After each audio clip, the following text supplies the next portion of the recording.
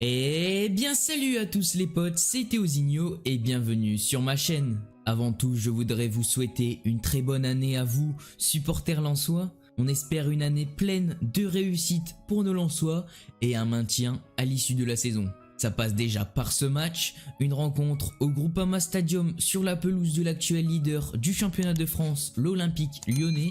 Vous pouvez inscrire votre pronostic là maintenant en commentaire.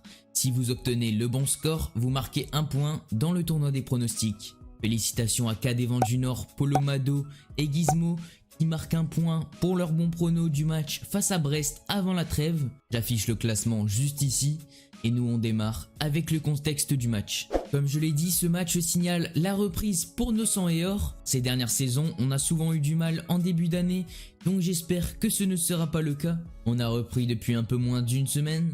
Espérons que les joueurs soient prêts pour affronter les Lyonnais, actuel leader du championnat. Si on regarde dans le passé, face aux Gones, c'est clairement avantage pour eux, avec quelquefois des gros scores aussi. Néanmoins, j'aimerais revenir sur une rencontre plus récente. En 2015, alors privé de recrutement, nous allons chercher notre première victoire à Gerland lors de la 3e journée, grâce à une belle contre-attaque et un but de Nomen Janari. Mais j'aimerais revenir à une plus grosse performance en 2007-2008, alors que nous pointons à la 18e place et Lyon en tête du classement. Nous les battons à domicile sur le score de 3-0 sous une très grosse ambiance. Malheureusement, cela ne nous empêchera pas d'être légués à la fin de la saison. Enfin, j'aimerais évoquer un joueur qui est passé par les deux clubs et le premier qui vient en tête est Marc-Vivien Foé. Il joue à 4 ans dans le Nord avec notamment le titre en 98, puis tenta de s'imposer en Angleterre sans succès. Il revint en 2000 en France du côté de l'Olympique Lyonnais, là où il remporta un championnat de France ainsi qu'une coupe de la Ligue. Donc en voilà pour le contexte du match. Maintenant on va faire un focus sur notre adversaire, l'Olympique Lyonnais.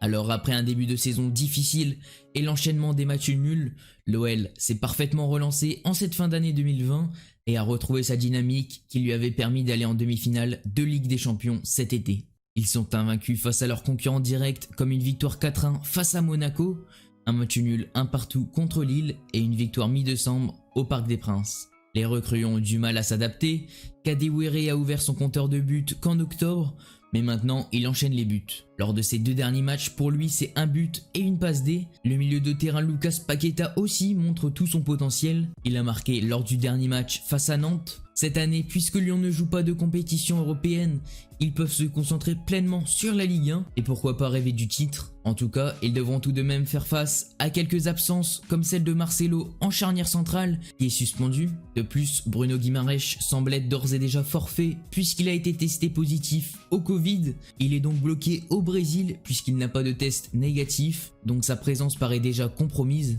Ils connaissent également des rumeurs sur leurs joueurs, un probable départ de Memphis Depay comme pour Ben Lamry, ou encore Danilo qui pourrait arriver gratuitement. Au niveau statistique, on retrouve des domaines dans lesquels les Lyonnais sont meilleurs que d'autres, comme par exemple sur un but provenant d'une contre-attaque avec 5 buts et seul premier de ce classement. On a également les buts sur penalty avec un total de 7, là où ils sont en tête, à égalité avec Strasbourg. Enfin, j'ai envie de présenter un joueur dont il faudra particulièrement se méfier.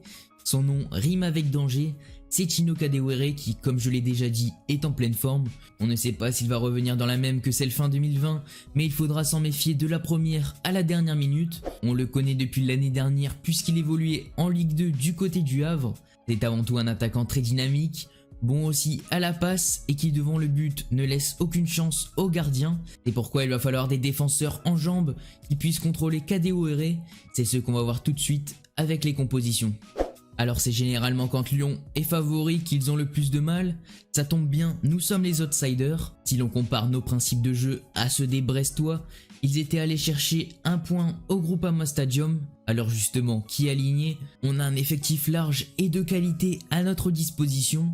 En ce début d'année, je le reprécise, mais ma composition est un mix entre l'objectivité vis-à-vis des choix de Franck Hez ainsi que mes choix personnels. Donc dans les cages, je titularise Jean-Louis Leka. Il semble rétabli du match face à Brest et c'était donc juste un gros bobo apparemment. En piston droit, j'aligne Jonathan Klaus et je mets la défense classique avec un retour, c'est celui de Facundo Medina. En piston gauche, pas de doute, c'est Isiaga Silla, le marathonien que je titularise. Ensuite, au milieu de terrain, j'aligne Cahuzac et Fofana, le même milieu de terrain que notre dernier match face à Brest. Au-dessus d'eux, je mets notre numéro 10, notre magicien à nous, Gaël Kakuta. Et enfin, en attaque, je mets les deux hommes particulièrement en forme dernièrement, Florian Sotoka avec l'aide d'Arnaud Kalimwendo.